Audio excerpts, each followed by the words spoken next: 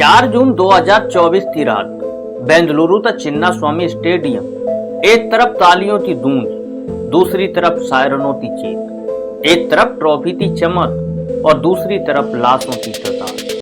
RCB की जीत का जश्न मनाया जा रहा था, लेकिन कुछ किलोमीटर दूर आरसीबी कैफे के बाहर 10 से ज्यादा लोग दम तोड़ चुके थे। हजारों लोग टिकट के लालच में जमा हुए थे, लेकिन वहां कोई इंतजाम नहीं था। इनमें से कुछ 20 से 25 साल के युवा थे। शायद स्टेडियम के अंदर जश्न में होते, अगर बाहर मौत उनका स्वागत न कर रही होती। एक लड़की ने सुबह ही स्टेटस लगाया था, आरसीबी इज लव, लेकिन शाम होते होते वह खुद अस्पताल में दम तोड़ चुकी। क्यों तो ये ट्रॉफी इतनी जरूरी हो जाती है कि इंसानों की जान में मतलब हो जाती। क्या यही नया भारत है, जहां 11 मौतों के बाद भी मैच का जश्न वैसा ही रहता, जहां संवेदना सोशल मीडिया स्टोरी से ज्यादा टिकती नहीं। आरसीबी ने 17 साल बाद ट्रॉफी जरूर जीती, लेकिन क्या यह जीत है या हमारी संवेदनाओं की आखिरी हार? हम बस इतना पूछना चाहते हैं कि अगली बार कोई कैफे जाए तो क्या वो ट्रॉफी मांगे या जिंदा लौट आने की दुआ। बेंगलुरु वो शहर जो 18 साल तक हार के बाद भी आरसीबी के साथ खड़ा रहा। जब हर साल ट्रॉफी दूर रह जाती थी, तब भी इस शहर में उम्मीदों का दिया बुझने नहीं दिया। लेकिन आज यही शहर सवाल पूछ रहा है। पुलिस के बार बार कहे जाने पर भी ओपन बस परेड सुरक्षित नहीं है। इतनी भीड़ कंट्रोल करना मुश्किल है, लेकिन इन चेतावनियों को नजरअंदाज कर दिया गया। क्यों? बस इसलिए ताकि सोशल मीडिया पर ट्रेंड कर सके, ताकि ट्रॉफी के साथ फ्लाइंग किस दी जा सके। आरसीबी के फैन वो 12th मैन आर्मी जो सालों से हर मैदान में टीम के साथ खड़ी रही। भाई लोग जब शर्तों पर उमरे तो उनके लिए सुरक्षा का कोई इंतजाम नहीं था।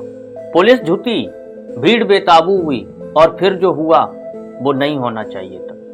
11 फैंस की मौत, 23 घायल। माँ अपने बेटे तो लेकर आई थी, अब उसके पास सिर्फ एक फोटो है।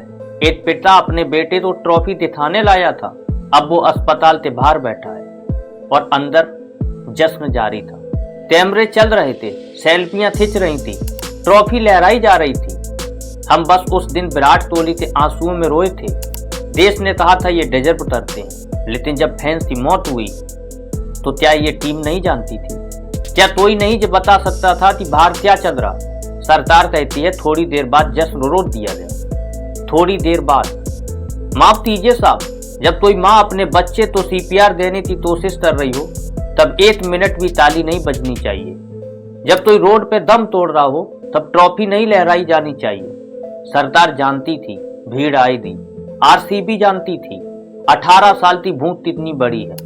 पुलिस ने चेतावनी दी, फिर भी आयोजन हुआ। तो फिर जिम्मेदार कौन? बीसीसीआई कहती हमारी जिम्मेदारी नहीं, आरसीबी कहती हमने कहा था, पुलिस कहती हमने मना किया था। तो फिर 11 लोगों की जान किसने दी? इस देश में जब आम आदमी मरता है तो बस 2 दिन गुस्सा आता, तीसरे दिन सब चुप हो जाते, और जब कोई सवाल पूछे तो लोग कहते छोड़ो यार, हादसे होते रहते। लेकिन इस बार हम नहीं रुकेंगे, हम सवाल पूछेंगे सरकार से कि क्या जनता की जान की कोई कीमत नहीं है? बीसीसीआई से क्या फैंस सिर्फ टिकट खरीदने वाले घिराते हैं, या आपकी जिम्मेदारी भी? 11 लोग मरे हैं, ये आंकड़े नहीं, ये उन परिवारों का दर्द है जो सिर्फ जश्न देखने आए थे। उनके लिए जीत नहीं, उनकी जिंदगी की आखिरी शाम थी। क्यों नहीं कार्यक्रम स्टेडियम तक सीमित रखा गया? टिकट आधारित आयोजन क्यों नहीं किया गया? क्यों नहीं पुलिस की बात मानी गई? क्या जश्न इतना जरूरी था कि लोगों की जान की कीमत छोटी पड़ गई? और जब कोई आवाज उठाता है तो उनसे समर्थक आते बोलते हैं बोलिएगा मत, बोलोगे तो गाली सुनोगे, अनफॉलो कर देंगे, मर रहा है मरने दो। शायद जो मर रहे वो भी जिंदा होते तो वो भी यही कहते कि बोलो मत। बीजेपी के राज्य में हुआ है, बीजेपी वाला बोलता कांग्रेस के राज्य में हुआ है, तो कांग्रेस वाला बोलता हीरो के लिए हुआ, तो हीरो वाला बोलता क्रिकेट के लिए हुआ। क्योंकि इस देश में आम आदमी की जिंदगी का कोई मोल नहीं। वरना जिस बेंगलुरु में आधे घंटे की बारिश में शहर तैरने लगता, वहां 3 लाख लोग स्टेडियम के बाहर छोड़ दिए जाते बिना कंट्रोल थे।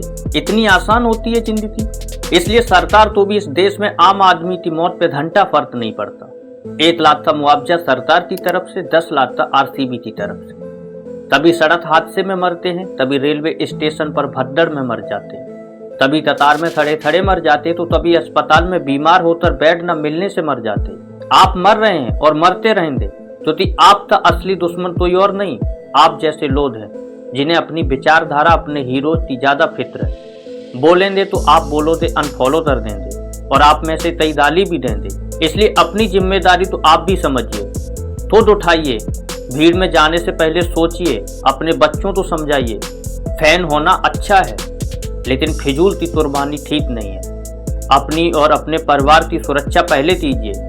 फैसला आपका है कि आपको जिंदगी चाहिए या वो सेल्फी। आप लोगों की इसमें क्या सुझाव है हमें कमेंट करके जरूर बताएं। बहुत बहुत धन्यवाद।